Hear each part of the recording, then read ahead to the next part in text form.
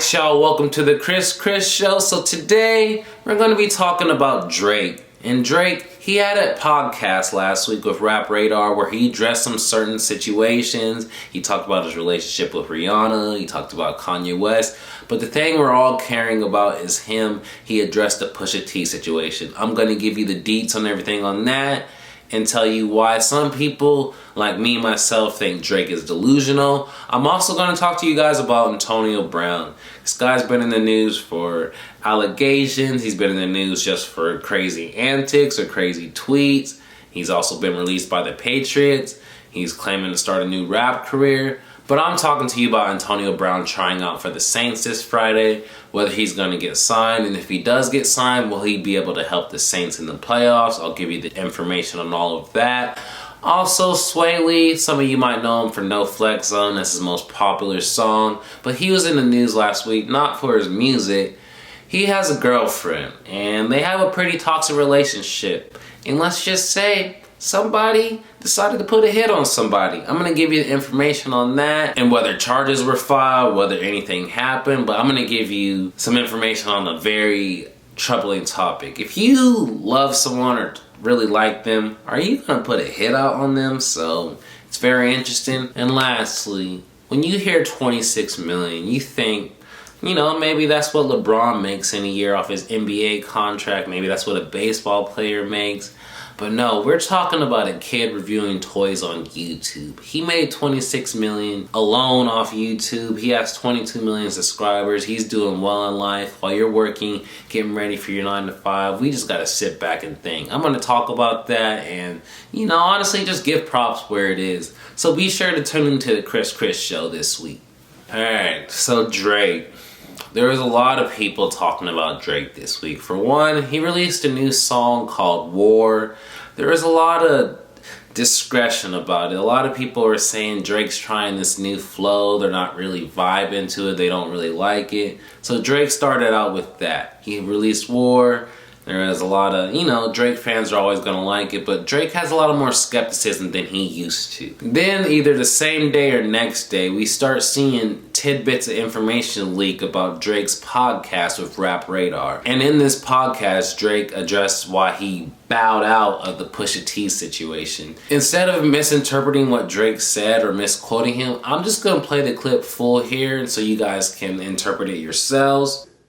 I tip my hat to the chess move. I mean, it was a genius play in the game of chess. And definitely, you know, warranted my first quote unquote, you know, loss in the competitive sport of rapping. By choice, obviously, because I bowed out after realizing like the gap between us allowed him to drop, you know, a bomb on the world that really became that was all anyone cared about. You know, I sleep well at night knowing I didn't get outbarred and I didn't get, you know, dunned off by some crazy song it was just, you know, he told the world that the biggest artist at the time has a kid that he hasn't told you about. So I knew kind of for me it was over at that point. It wasn't even about battle rap or any of that. It was just the information was too. You say you bowed out because Pusha T won because of shock value. That shows your delusion in itself, Drake. Yes, Pusha T announcing you had a son was the biggest thing in the song, but that wasn't the only thing. He had the cover of you doing the blackface way back in the day, making you look foolish. He also came at your family, your mom and your dad about their situation. He came at 40 out. Like, he came at a lot of your people, and you want to say things are being taken too far, or he shouldn't have did this, or you shouldn't have did that. But Drake, you name dropped his fiance first, and now you want to play victim when he took it to the next level and name dropped your son and that you didn't have one. And then you wanted to blame that it was Kanye that gave him the information when it was actually one of your boys that gave the information. So instead of you being like a normal rapper and dropping another diss back, you wanted to bow out gracefully. He also wanted to say, I didn't get outbarred by Pusha. You clearly got outbarred by Pusha. Everyone says you lost his beef. It's not just because of the kid thing. You lost it with the bars, you lost it with perception, and you just lost it with everything. And I know you lost it because, so remember in a previous video when I said Drake got booed at Camp Flog Gnaw? If Drake didn't lose to Pusha T, I doubt he gets booed at Camp Flog Gnaw. And I talked about how Drake just dropped this war song that a lot of people aren't happy to hear. I feel like the public perception of Drake has finally changed. He went from the guy that was untouchable to the guy that it's easier to pick on or laugh on, because Drake always was a little bit corny, or he did things extra to be noticed. And now that you're not the guy that's untouchable, people are actually going to come at you. And I think Drake is reacting and developing to that. He's in uncharted territory. For 10 plus years, this guy was on the top. People would try and come at him, whether it was Meek Mill or other people taking shots at him. He always rose above them, but this is the first time he's actually taken a L. But to him, he only took an L because of his kid. That's how I know Drake's a little bit delusional. You really don't think you lost that battle bar for bar. You just think you lost because of the kid thing. But everyone knows you just lost, period. Now you look hurt. You had your parents talking last year about why are he talking about us in this song. When it comes to rap beef, there are no rules. Tupac talked about Mobb Deep having sickle cell. Do you think Mobb Deep's mom called Tupac, you shouldn't be saying that? I mean, Jay-Z's mom actually had to call it to him and tell him to apologize for the song Super Ugly, because he says some pretty foul things. But either way, I'm not going to go into the history of rap beef. But the point is, people say stuff that crosses the line. And name dropping a son that you didn't care to mention, that's not too far to me. Pusha T talking about your baby mama being a porn star and you trying to fix up her Instagram, that's all fair game. And another reason that people are not really believing in Drake is started attacking Pusha T's credibility, saying he doesn't believe any of his raps. He was saying no one cares about Pusha T. But Drake, we have history, we have receipts. There's proof of you buying a Pusha T signed microphone for $200. There's proof of you being a huge Clips fan. And there's all of that. And you're going to try and act like I was never that into this guy. I wasn't a huge Clips fan. Well, he said I was big into Pharrell and the other one, but Pusha T was just downplaying Pusha T's credibility, bars, him as an artist, saying no one cares about him. Drake, this is why people don't take you seriously. Just accept the L and move on. You try to discredit Pusha T saying, I don't believe about his coke selling. I want to listen to rappers I actually believe. But Drake, you write songs about being a tough guy all the time, but when the time came to be a tough guy, you backed down. You said in this interview, I didn't want to sound like that. Sound evil or malicious. But Drake, you're in a rap battle. There's no rules. I don't know how to explain it, but it feels like Drake thinks he's just smarter than everyone. He can say whatever he wants, and we have to take him for what he has to say. Never mind that he bought a Pusha T signed microphone. Never mind that we have all these receipts that he's a big Clips fan, that he looked up to Pusha and all this other stuff. Now you want to be like, I barely listened to his music. I wasn't into him like that. And that just doesn't sit right with me, Drake. Just take your L, or drop another song, come back like a normal rapper. But this whole talking and I don't ever want to rekindle friendships and all this, I never listened to him, it just comes off as being a punk. As someone that's been the biggest Drake supporter from the beginning, I even watched him in Degrassi, to see him starting to fall down a little bit because of his ego, it sucks. So let's hope, Drake, you could figure it out. But you acting like you wasn't a Pusha T fan, or you acting like you didn't get outbarred and all this other mumbo jumbo, you just look weak, Drake. So let's just hope from here. I'm not going to hold Drake accountable for this for the rest of his life. I love Drake's music. I always want to check out his new music.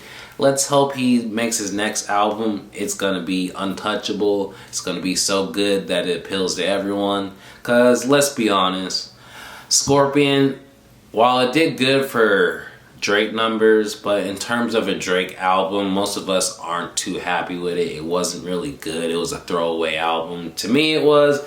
Maybe you let me know in the comments, did you enjoy Scorpion? But to me, I didn't really enjoy it. A lot of people are saying Drake's going in a direction they're not happy for. So let's hope in 2020 Drake can figure this all out and continue making music that we enjoy and that tops the charts. Alright, so Antonio Brown's back in the news. And I remember, I've done a lot of videos on him over the year. Now that we're getting to the end of the year, I just want to wrap up that I truly feel sorry for Antonio Brown because I feel like there's something deeper within that's hurting him, like, you know, CTE or some brain damage. Because for years, don't get me wrong, Antonio Brown was never a normal human being or a normal football player, but he wasn't too off the wall like this. He would just have weird hair that was blonde or just, you know, cool sneakers or something like that, but he was still a top 3 wide receiver. Now he's quitting the NFL, then he begs to come back. He tweets about no white woman 2020 while it's funny. You're an NFL player, you know. He's just not acting like someone of his stature. That I'm going to get to that point. And now he's trying to start a rap career. Hopefully that actually is successful if he doesn't end up doing NFL, because I want him to be successful in something in life. But either way, his NFL is taking a big hit. But unlike Colin Kaepernick, who had a fake tryout, he actually had a real tryout with the New Orleans Saints this Friday.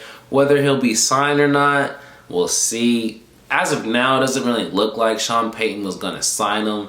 But who knows? You don't just have a trial with Antonio Brown for no reason. Because if the New Orleans Saints got Antonio Brown with him next to Michael Thomas, they're a Super Bowl contender. I mean, they already are a Super Bowl contender. That probably puts them over the top to win the NFC. Then they'll either face the Ravens, Patriots, or Chiefs, most likely.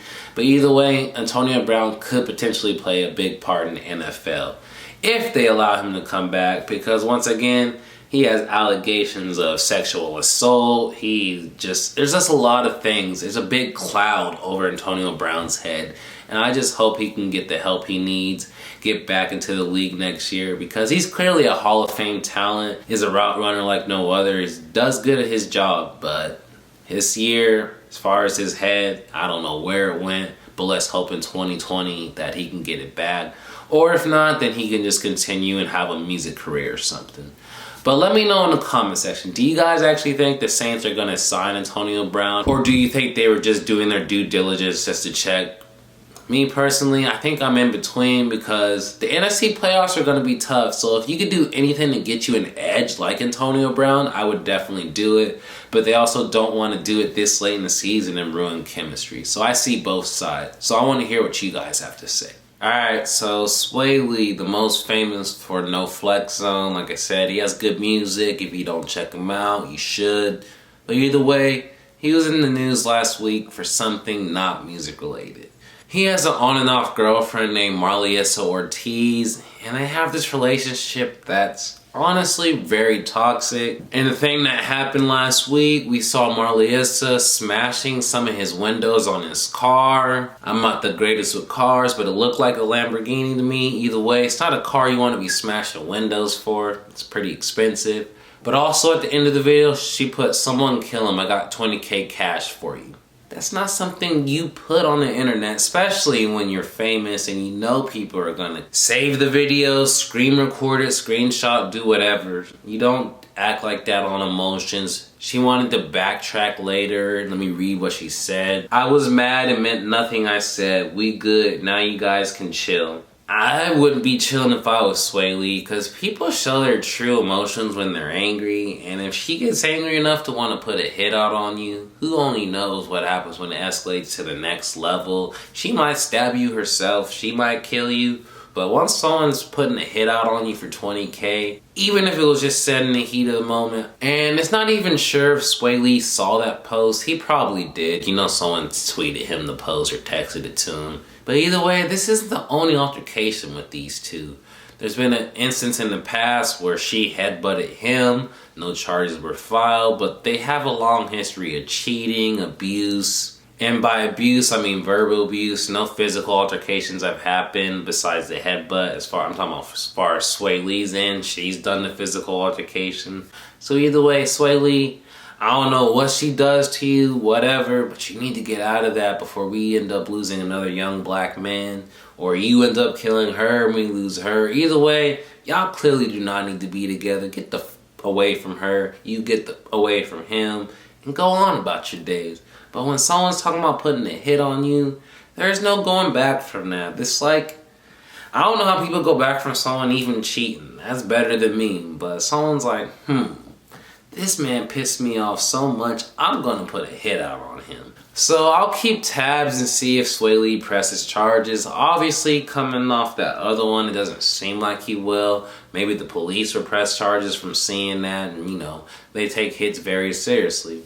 But as of now, nothing's really happened. It's just a lot of people are talking about, damn, she really put a hit out on her man? Did the 180, I take it back. Either way, it's not a good look for them. How you gonna go around your families? So did you really put a hit on them or did you not? Like, it's just, like I said, there's no going back from that for me. Cut her off, bro. So like I said, we'll see if Swae Lee ends up staying with her. I don't know. Maybe they're one of these people that just love that toxic relationship. Maybe he'll actually start 2020 fresh and we'll be done with this. I'll see if any charges or anything will be filed. Who knows with the police, him. Like I said, maybe he changes how he feels about this situation. But yeah, man, this is for anyone. I don't care what they do, how much they love you. If it's getting to a point where physical or verbal abuse and all that's happening on a week-to-week basis, move on with your life. Okay, for this last one, you know, let's be a little bit lighter for the end of the year. I saw this over last week. People are talking about this little 8-year-old that reviews toys for YouTube earned $26 million last year alone. Think about that. You're waking up, getting ready for your 9 to 5 while you're listening to this. Maybe it's a 7 to 3. Maybe you do a 12 to 8. Either way, we're getting up and working. And this little 8-year-old is making $26 million off of reviewing toys off YouTube. That really made me sit back and think, like, damn, man, what the hell was I doing with my life? Like, I decided I wanted to be 18 years old. I want to go to college, get an education. Then I want to get my master's. I want to do all this. When we have little 8-year-olds making $26 million off YouTube, we have kids making money off Fortnite. It's like, was I born in the wrong generation? Where did I go wrong in life? What am I doing? I'm on YouTube now, but I'm not on YouTube making $26 million. I'm here trying to come up just like the rest of us, and we see that's really discouraging. It's just like $26 million. And not only that, he made $22 million last year. So in the last 2 financial years, this guy ain't even 10 yet. He can't even go to middle school. He hasn't even probably had a first date, held hands with a girl, but he's already made $48 million before the age of 9. Damn. Actually, you know what? I'm not even gonna hate. I respect that. I just hope his parents aren't spending all his money. They have this funds, or he's ready to invest all this once he turns 18, or he's set for life or something. I really just hope it's not one of those, you know, childhood stars. The parents take all the money and run, and years later he's having a drug problem because he had all his money when he's younger and he doesn't think he's ever going to be there. Obviously, I'm just doing the worst case scenario, but I really do worry about parents taking advantage of their kids in those situations, because it happens so much in the 80s and 90s with those young movie stars, like, you know, Lindsay Lohan and all them. I just hope the kids of the YouTube generation don't deal with the Hollywood effects of the 80s and 90s those kids go through. So power to you. I respect it. I'm very jealous of you. But yeah, 26 million. Damn. So yeah, this is mainly what I wanted to talk about this week. Like I said, with the holidays, it's typically not the biggest news week, but Drake gave us a lot of tidbits and information, and him addressing the Pusha T that he didn't lose bar for bar, but we all know you lost, Drake. We also, another Antonio Brown situation. He's just been in the news way too much, 2019. Let's just hope in 2020 he gets his life situated, whether it's with the NFL or a music career. Also, Swae Lee, you gotta leave that girl after that. Can't be putting 20K hits on you and you going back, because at that point you look like a sucker to me. It's clearly toxic. Move on, bro. And the $26 million kid off YouTube, I'm just jealous of you, man. I really am just jealous of you, man, you know? It's like, I'm about to get up, edit this video, make no money off of it, and you about to you keep eating, man. I want to review toys. I'm about to grab some toys. Nah, this isn't a toy, but my brother got me this for Christmas. It's a Chris mug. I really enjoyed it. It was really nice. Put in some good effort. If you guys like these, I may eventually start selling them as some merchandise, you know, for Chris. Some things to think about, whether it be like a coffee mug, maybe. What other merchandise would you potentially want from Chris? But I know if I'm gonna be drinking from a mug, having Chris on it, discussing topics weekly, you can't really beat that. If you enjoyed my videos, don't forget to subscribe, turn on the notification bell for all my videos, like, comment, share with your friends if you enjoyed it. This Chris, I'm out. This B.